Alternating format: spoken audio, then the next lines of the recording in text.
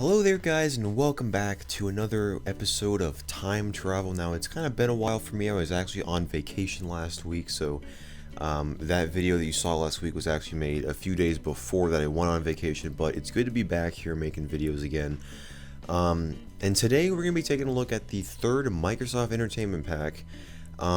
And yeah, if you have seen the two previous episodes, it's been only about 20 days actually by the time that I've made this recording. It's the 23rd of June, and I uploaded the second video on the 3rd of June. So yeah, not exactly a month, which is kind of what I was hoping for. I did not want to make this video like a whole month apart, but yeah, that's what we're going to be doing today. We're going to be taking a look at the third Microsoft Entertainment Pack, and I believe this was released around the same time that the second one was. I mean, the whole like date thing, I'm kind of doing like partial research and guessing because I'm getting dates and different dates everywhere, and the second one seems to have been released in 1991, but I'm just gonna go by what I can find about the third one.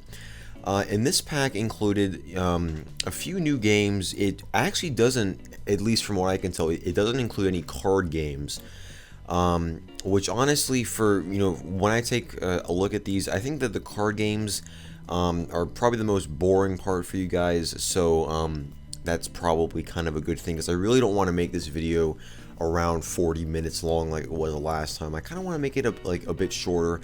I know that I've kind of been making like half-hour videos, and I kind of want to make them just a bit shorter so you guys can actually watch them. And but I mean, that's just something that I'm going to be trying to work on. But anyway, so let's just get started. I'm going to mount the floppy disk image for the third entertainment pack here. Alright, so I have that disk mounted in here, and one of the kind of odd things that I kind of noticed about the entertainment pack, and I think that I mentioned this before, is that the first and the third packs only have one floppy disk up, while the second and the fourth one have two.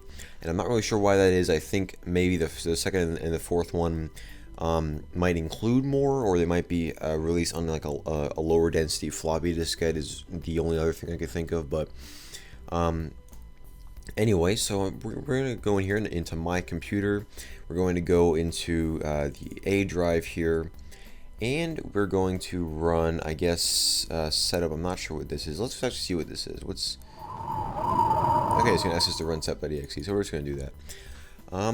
So we're going to install this to WEP3, so we will keep the first and second files. So it's going to copy those over. It's going to make a program group, because again, this was designed for Windows 3.1. Windows 95 was not out yet. The only reason I'm doing this on Windows 95 is so we can get a full 1080p resolution. I'm not sure. I mean, I'm sure we could do that in Windows 3.1, but I don't think VMware has the proper drivers for that. So, but anyway, it says that setup is complete. So we're just going to click on OK, and we have the new Entertainment Pack 3. As you can see up here, they actually spelled the word 3, which I don't think they did with 2. Which I don't know. It's just kind of weird, but anyway.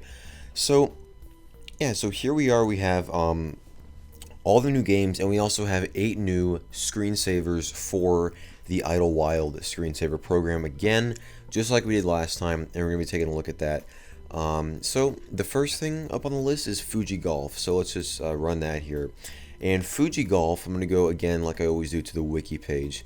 This is a golf game. This is actually where it got its first initial release in this entertainment pack, and it says that it is a game that is very difficult to beat, and the lowest recorded score for a computer during round of play is listed as 15, or sorry, minus 15, and the computer does not always shoot this score. So we're just going to see what we have to do here. So we'll just, click on Start New Round. We'll type in my name here, and we'll see what we do. So a couple tips for using Fuji Golf. I guess we can't move that. To aim, click and drag your mouse in either the 3D view or the overhead view. So I'm guessing it's this, or you can do this one over here. To start your swing, click your mouse on the backswing button to hit the ball. Click on the same button again. So yeah, just like a basic golf type game here. We can see where the wind is blowing. We can see how many yards we have to the cup. and we can see that this is a tee shot, or because obviously we are shooting from the tee, and we can see is par 5, I guess. So let's just hit in this direction right here. And I guess okay, so you're just gonna hit ball. So, and go. So it's gonna do a little animation, you can see over there, and we can see where it goes on the map right there. So now we're over here, and we're gonna try to go. We're gonna move it right here. We're going to, you can see it like kind of auto selects which club it thinks is best, which is very useful. And we're going to do our backswing, and we will hit the ball. I don't really want to do it as powerful. And oh yeah, I forgot about the wind. Completely forgot about that. So let's actually move it a little bit like this, because then maybe the wind will blow it towards the green. So yeah, you can kind of see how it did that. So yeah, now it's on the green. We're 200 yards. We're going to aim, just aim actually straight since the wind's right there. And we'll backswing, and we'll just do a little putt like that. And let's just try to aim it in. If I can aim it right, I guess that's good. What? Oh, I guess like you can't shoot it that fast. Okay, well that would have been a par, but it was a bogey, which is 1 under par. So yeah, so a pretty straightforward golf game.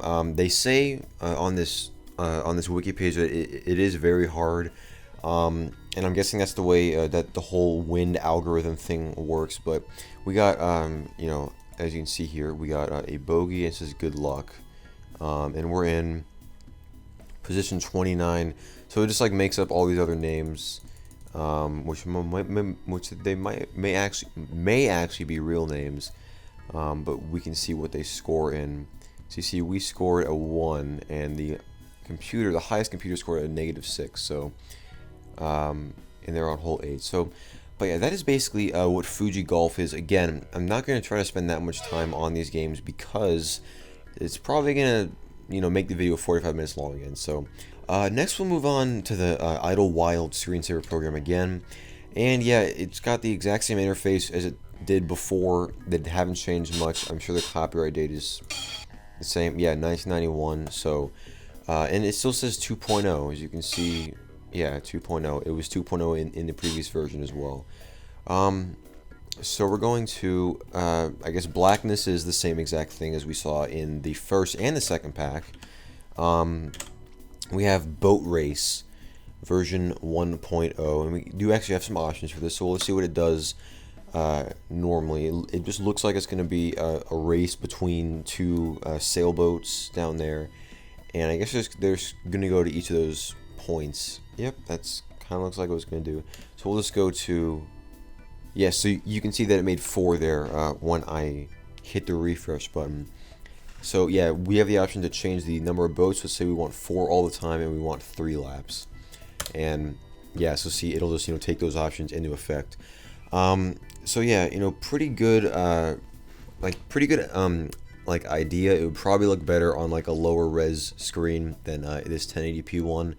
And that's probably what most of these screensavers were designed for. They weren't really designed for 1080p monitors. We have Chomp. It says out for a bite over here, which is, I guess kind of funny because, yeah, you're chomping. But, yeah, it's just going to, I guess, slowly kind of eat the sides of the screen. Which, again, is probably going to take way too long on a 1080p monitor than it would on like a, 480p or something like that. But yeah, we can kind of see how this looks, and I'm not gonna let it play for the whole thing. But yeah, that's basically what that does. We don't have any options for that either. We also have divide and conquer, split and multiply screen, and this is also by the same guy that made Boat Race. So we'll just run this. So it takes our screen and it just oh yeah, okay. So this one where it just like constantly makes a bunch of different images of your screen, and just like keeps dividing them up. I've actually seen this somewhere before. I don't think it was in this pack. I think it may have been there was a very similar program which had like a lot more options. It was called After Dark.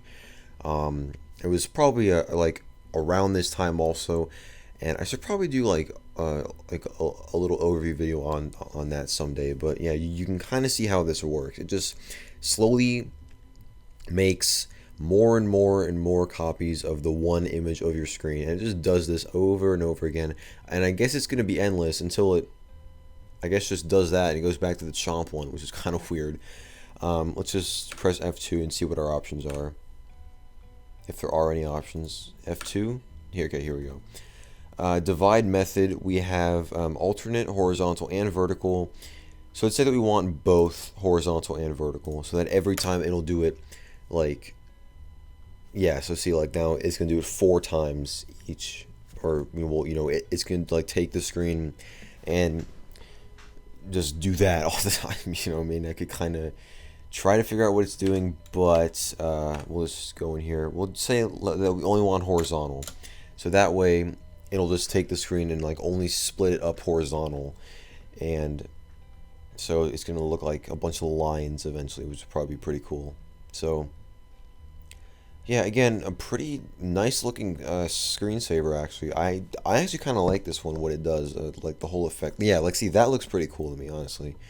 And for some reason, it just like once it ends, like, I didn't even move my mouse. It just like randomly goes to, I guess, like a different screensaver once it's done. Which, so now we have Fadeaway, which I think is, yeah, that's the same one that we were looking at before. It's going to fade away individual screen colors. So it's just going to pick, like, I guess, one color right now, and it's going to fade that away slowly. Then it's going to come back and do, like, a different color. So I guess it's doing, like, the blue down there over at the Windows logo, and it's just slowly fading. Or maybe it's only the bottom of the screen.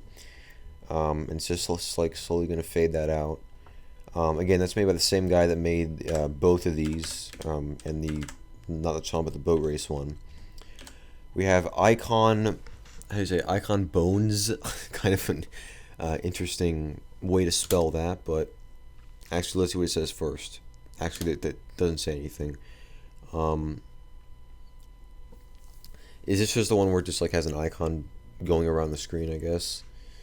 And yeah, that looks just like what it is. It's just going to be an icon bouncing around the screen. This actually, there was, I think, in Windows XP, they had, it was like a ball icon, and it kind of did something very similar. F2 for options, you can just, I guess it'll choose random icons, which is actually very nice. Oriental Rug is a symmetric rug-like patterns,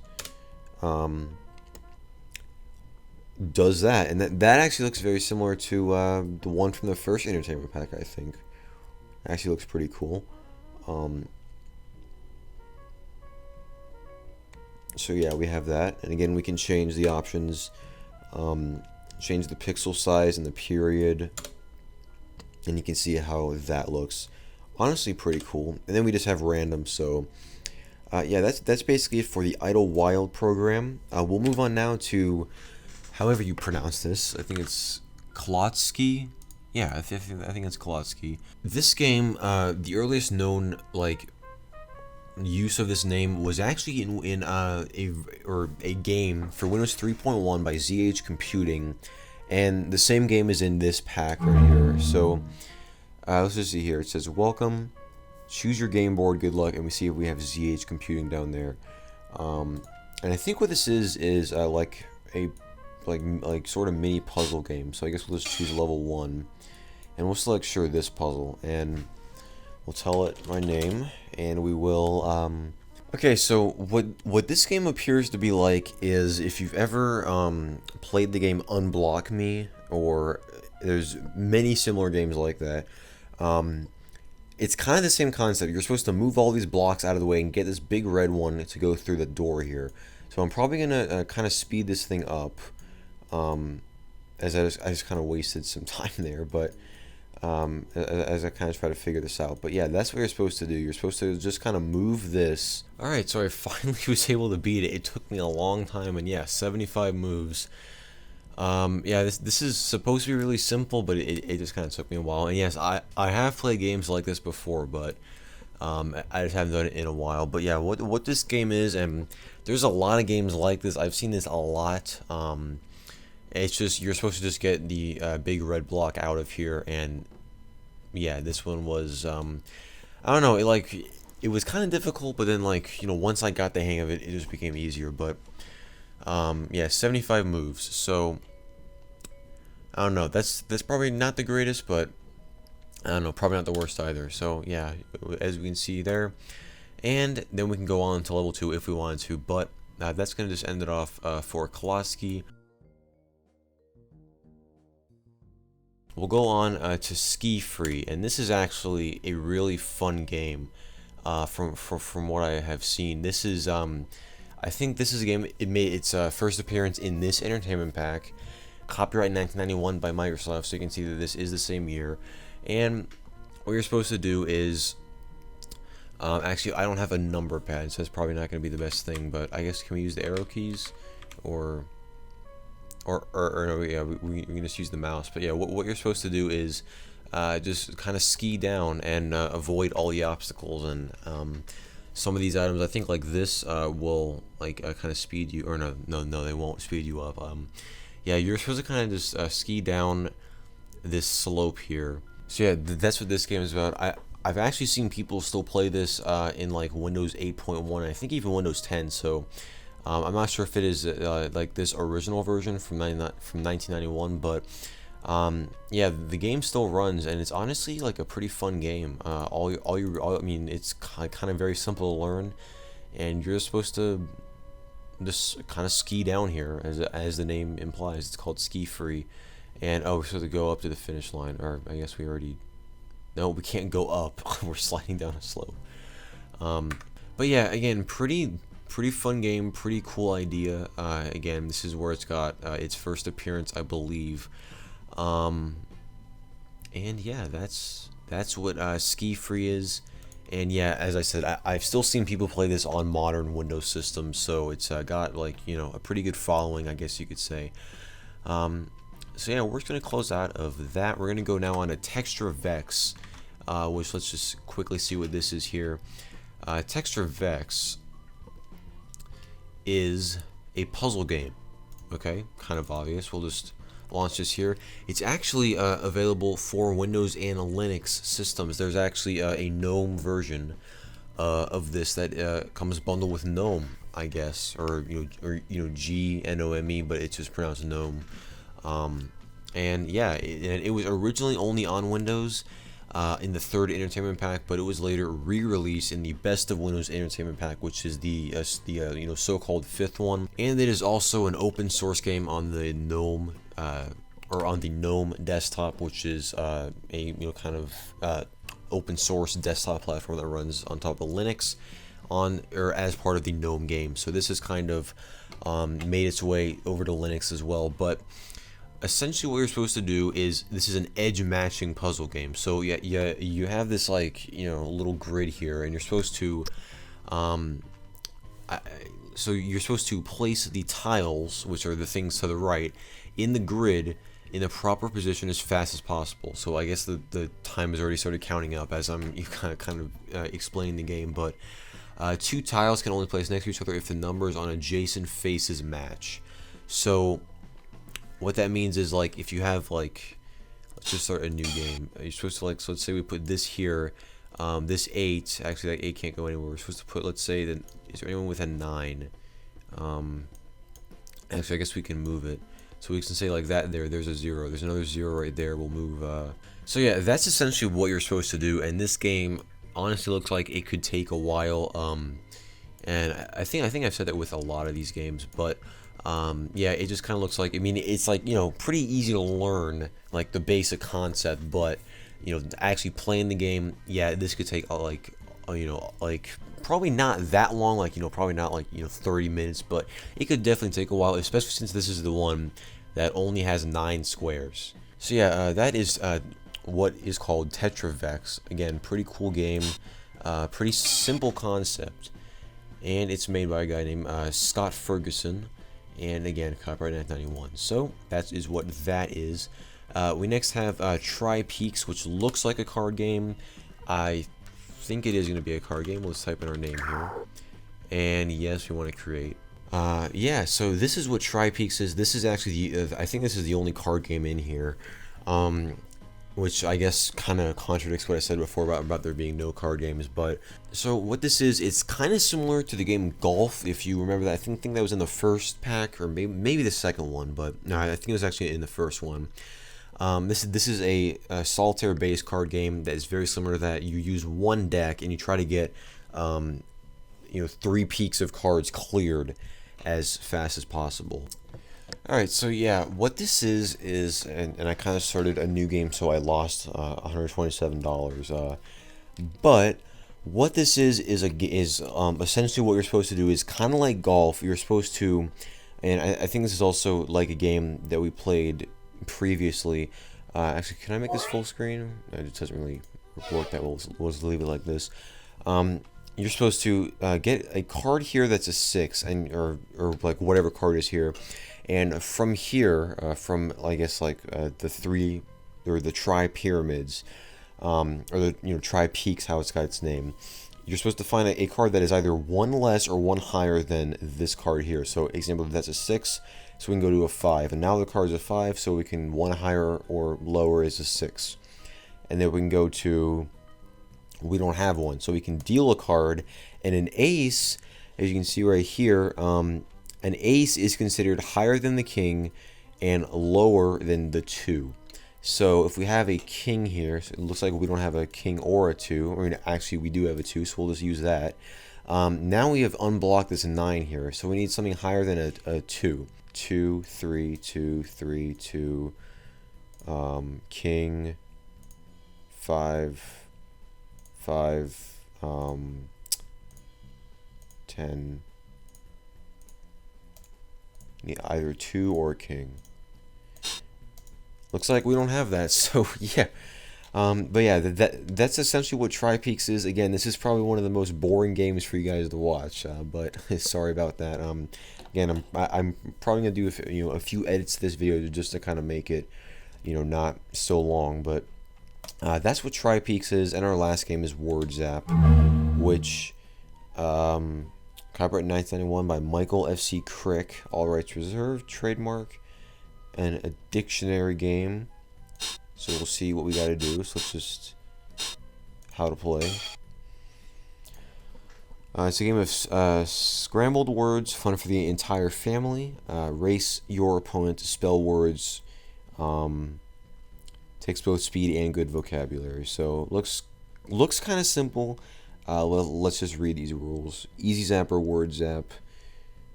Beginners should start with Easy Zap and graduate to Word Zap. So yeah, we'll just do Easy Zap since I guess we're beginners.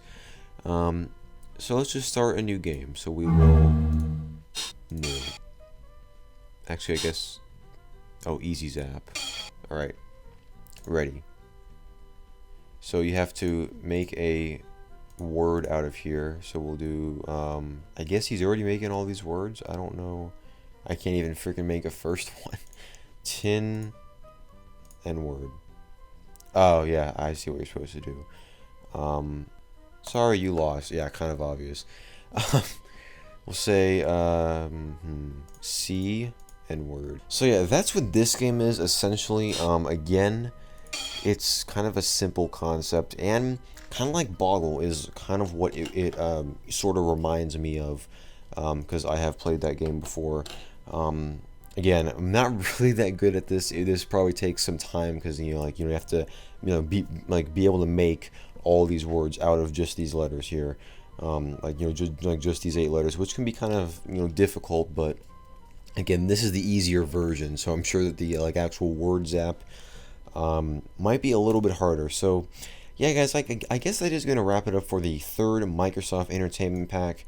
I just like to thank you guys for watching. I do have a few great videos coming up in the future. I'm probably gonna have to wait because if you guys probably saw on my Twitter page yesterday, if you aren't following me there, I highly encourage you to do that, because you'll get behind the scenes content and stuff. But my SD card in my camera actually broke, so I'm looking into getting a new one. I'm probably gonna be doing that over the next few days.